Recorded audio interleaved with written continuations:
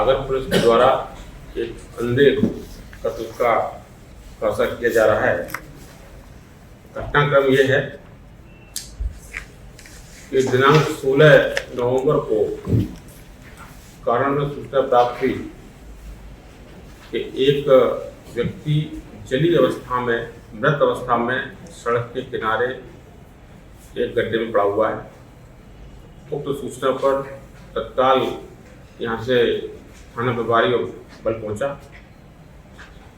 उन्होंने वहां जाकर देखा, लोगों से पूछताछ किया तो वो अज्ञात व्यक्ति था। उसकी कार्रवाई कर उसका पोस्टमार्टम करवाया गया और चूंकि वो अज्ञात था तो उसको दफनाया गया। तो उसकी पीएम रिपोर्ट भी प्राप्त की गई जिसमें उसके शरीर पर कुछ चोटें तथा एंटीमोर्टम बर्न होना पाया गया। इसके बाद आसपास के सरहदी जिलों में जानकारी प्राप्त करने का प्रयास किया गया कि वहाँ का कोई व्यक्ति गुमशुदगी तो कायम नहीं है। इसके बाद 17 तारीख को शाम को 5 बजे थाना नरखेड़ा में एक गुमशुदगी दर्ज होती है जिसमें सुबोध जैन नरखेड़ा निवासी हैं, 62 साल की उम्र थी। तो वो 15 तारीख को नागेश्वर मंदिर गए थे, उसके बाद वो नहीं लौटे। तो उसके आधार पर उनकी गुमशुदगी दर्ज की गई। गुमशुदगी दर्ज होने के बाद में फिर उसके संबंध में जांच पड़ताल हुई। तो जांच पड़ताल के दौरान पाया गया कि जो कारण में जो व्यक्ति की डेड बॉडी मिली थी, उस डेड बॉडी का और उस गुमशुदगी के व्यक्ति का दोनों के जो है कुछ सिम्टम पाए गए। तो गुमशुदगी व्यक्ति के परिवारजनों के द्वारा थाना कारण पहुंचकर इस संबंध में जानकारी प्राप्त की गई और शव को देखा गया तो उसके द्वारा पहचाना गया कि यही जो है सुबोध जैन साहब। इसके बाद उसमें प्रकरण पंजीबद्ध थाना जो है कारण में किया गया। अपराध जो है 255/24 धारा 103 और 238 BNS के तहत यानी मर्डर प्लस साक्ष्य यानी कि छुपाने का प्रयास, इन धाराओं में प्रकरण पंजीबद्ध किया गया। इसके बाद मेरे द्वारा एक 10,000 का इनाम घोषित किया गया कि जो भी इस संबंध में जानकारी देंगे उनको 10,000 रुपये का इनाम दिया जाएगा। 3 टीमों को मैंने निर्माण किया गया। इसके साथ साथ में एक विशेष जांच दल भी मेरे द्वारा तैयार किया गया। SGOP आगर के नेतृत्व में एक विशेष जांच दल बना, उसमें अपने जो निरीक्षक नागेश्वर यादव, TI कारण, इन सभी को मैंने लगाया। इसमें साइबर की टीम लगाई गई। इस साइबर की टीम प्लस जो CCTV कई जगहों पर थे, उसके बाद में ये तथ्य सामने आए कि जो वो गाड़ी से वो जैन साहब गए थे, वो एक टोल के नाके को गाड़ी के बारे में उसके फोटो उसने दिखाई दिए और फिर सभी साइबर और उनके मोबाइल फोन आदि इत्यादि के बारे में पूरी जांच पड़ताल के बाद में अंत में ये पाया गया कि 2 व्यक्ति, जो सुबोध जैन साहब का ड्राइवर जिसका नाम मनोज बैरागी और एक व्यक्ति और था छोटू उर्फ शाहिद, जो मनोज बैरागी का दोस्त है, इन दोनों के द्वारा पैसे के लालच में आकर इस घटना को अंजाम दिया गया। इन दोनों को पुलिस के द्वारा गिरफ्तार किया गया है और इस संबंध में जो उनके द्वारा सुबोध जैन साहब का 5,05,000 रुपये तथा करीबन 8 लाख रुपए के सोने चांदी के जेवरात वो भी जब्त किए गए। जो मृतक की गाड़ी थी, स्विफ्ट गाड़ी थी, और तथा जिस हथियार से उनके द्वारा इस घटना को अंजाम दिया गया है, उस संबंध में भी पुलिस के द्वारा टीमें रवाना कर दी गई है। उनके साथ में आरोपी का PR लिया हुआ है, तो उस संबंध में कार्रवाई जो है इसमें की जा रही है। इस संपूर्ण घटनाक्रम में अभी तक जो प्राथमिक साक्ष्य मिले हैं, उसके आधार पर यही पाया गया कि मृतक से उनके ड्राइवर मनोज बैरागी के द्वारा 2,60,000 रुपये कुछ वर्षों पूर्व उधार लिए गए थे। वो पैसे मांग रहे थे, तो उस पैसे ये ना देना पड़े, इसके लिए मनोज बैरागी ने अपने साथ के जो व्यक्ति था साहिल, उसके द्वारा एक षड्यंत्रपूर्वक ढंग से इस संबंध में उनको घटना घटित की गई।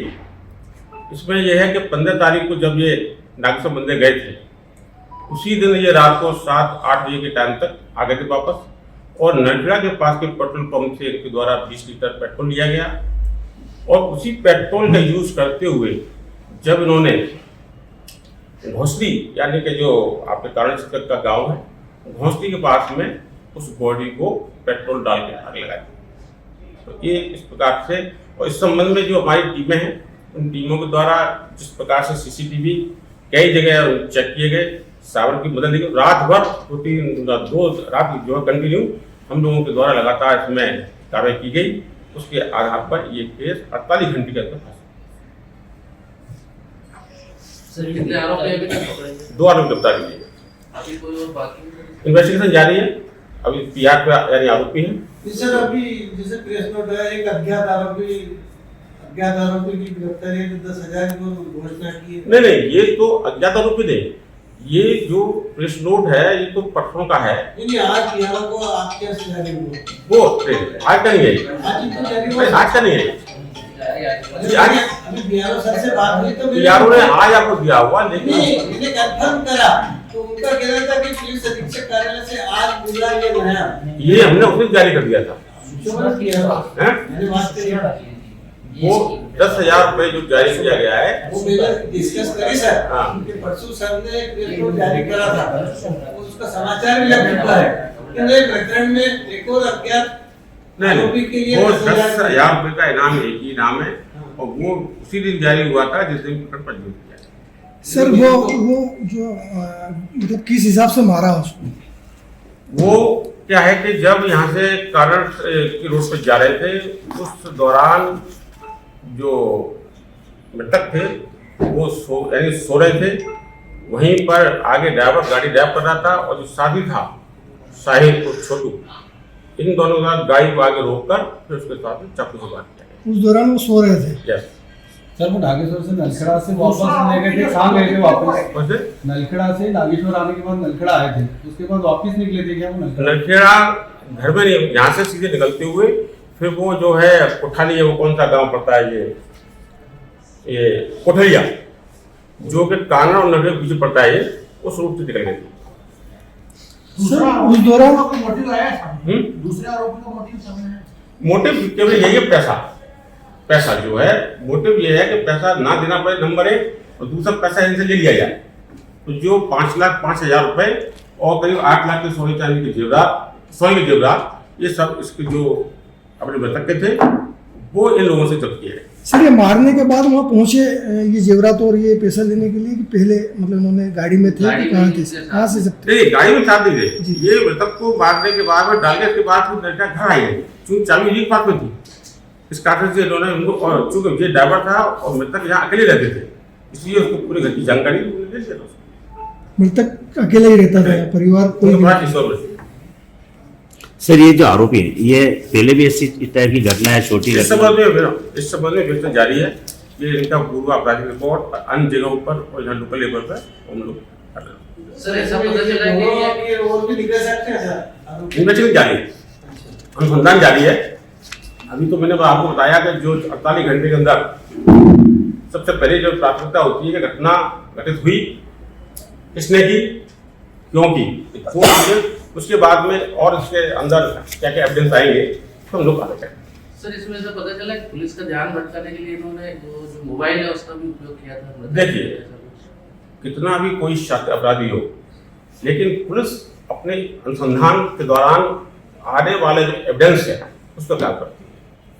तो हम लोग उसी पर काम कर रहे हैं लगातार, और निश्चित तौर पर जो है हमारी ये टीम बधाई के पात्र है, जिनके द्वारा लगातार मेहनत करते हुए, कार्य करते हुए 48 सोचिए 16 तारीख को आपको डेड बॉडी मिलती है, 17 तारीख को गुप्तगी दर्ज होती है, और 18, 19, 20 2 दिन में कर लिया हम लोग। जैसा कि अभी तक जो एविडेंस आए हैं उस एविडेंस के आधार पर इतना ही कुल था।